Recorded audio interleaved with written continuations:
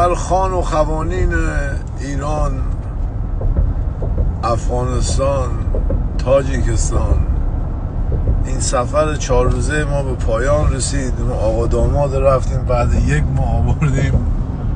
عمو سامیار هم زحمت کشید، حال داد به ما. گفتم سامیار جان اگه زحمت بکشی میای دنبال ما؟ گفت آره.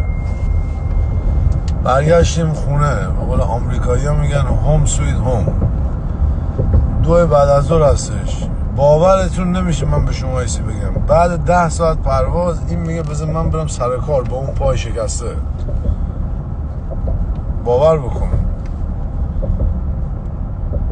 ما هم که بریم منزل، یه دوش و خواب، فردا 4 صبح به سمت سن آنتونیو برم و برگردم دیگه. شرمنده همه شدیم، جبران بکنم تمام خوبی های شما رو در لندن.